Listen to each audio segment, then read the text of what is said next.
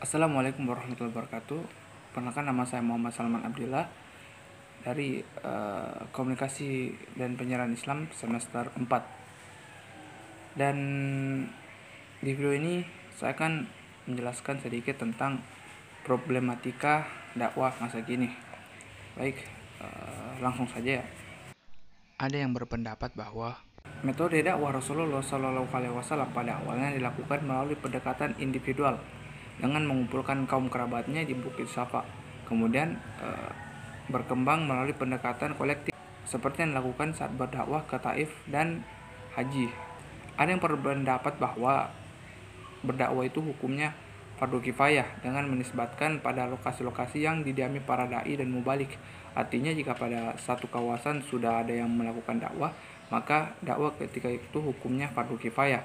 Tapi jika dalam satu kawasan tidak ada orang yang melakukan dakwah padahal mereka mampu, maka seluruh penghuni kawasan itu berdosa di mata Allah. Dengan demikian, sebenarnya dakwah merupakan kewajiban dan tugas setiap individu. Hanya dalam pelaksanaannya disesuaikan dengan kemampuan dan kondisi di lapangan. Jadi, pada dasarnya setiap muslim wajib melaksanakan dakwah Islamiyah karena merupakan tugas ubudiyah dan bukti keikhlasan kepada Allah Subhanahu wa taala.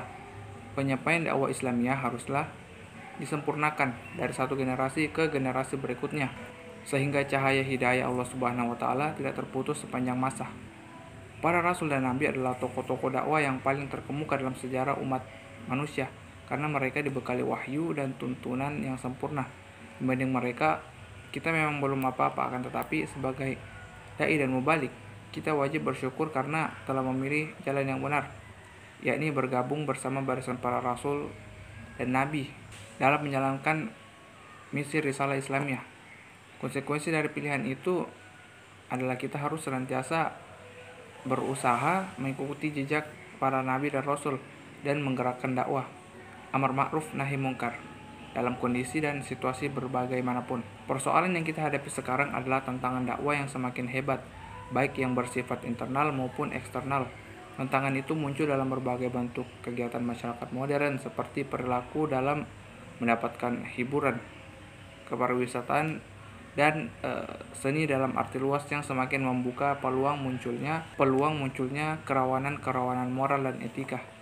Kerawanan moral dan etik itu muncul semakin transparan dalam bentuk kemaksiatan karena disokong oleh kemajuan alat-alat teknologi.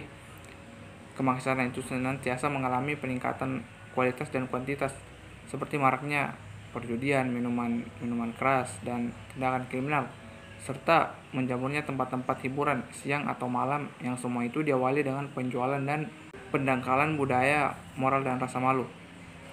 Tidak asing lagi akhirnya di negeri yang berbudaya, beradat dan beragama ini, kemaksiatan yang berhubung dengan apa yang dinamakan seks industri juga mengalami kemajuan, terutama setelah terbukanya turisme internasional di berbagai kawasan, hingga menjamah wilayah yang semakin luas dan menjarah semakin banyak generasi muda dan remaja yang kehilangan jati diri dan miskin iman dan ilmu. Hal yang terakhir ini semakin buruk dan mencemaskan perkembangan karena hampir tidak ada lagi batas antara kota dan desa. Semuanya telah terkontaminasi dalam euforia kebebasan yang tak kenal batas. Ledakan-ledakan informasi dan kemajuan teknologi dalam berbagai bidang itu tidak boleh kita biarkan lewat begitu saja. Kita harus berusaha mencegah dan mengantisipasi dengan memperkuat benteng-benteng pertahanan akidah yang berpadukan ilmu dan teknologi. Tidak sedikit korban yang berjatuhan yang membuat kemuliaan Islam semakin terancam dan masa depan generasi muda semakin suram. Bertolak dari faktor-faktor tersebut, agar problematika dakwah tidak semakin khusus dan berlarut-larut, perlu segera dicarikan jalan keluar dari kemelut persoalan yang dihadapi itu, sehingga dapat diprediksi bahwa misi dan tantangan dakwah tidaklah pernah akan semakin ringan, melainkan akan semakin berat dan hebat, bahkan semakin kompleks dan melelahkan. Istilah problematika dakwah kita masa kini, oleh sebab itu semuanya harus di-manage kembali dengan manajemen dakwah yang profesional dan dihandle oleh tenaga-tenaga berdedikasi tinggi, mau berkorban dan ikhlas beramal.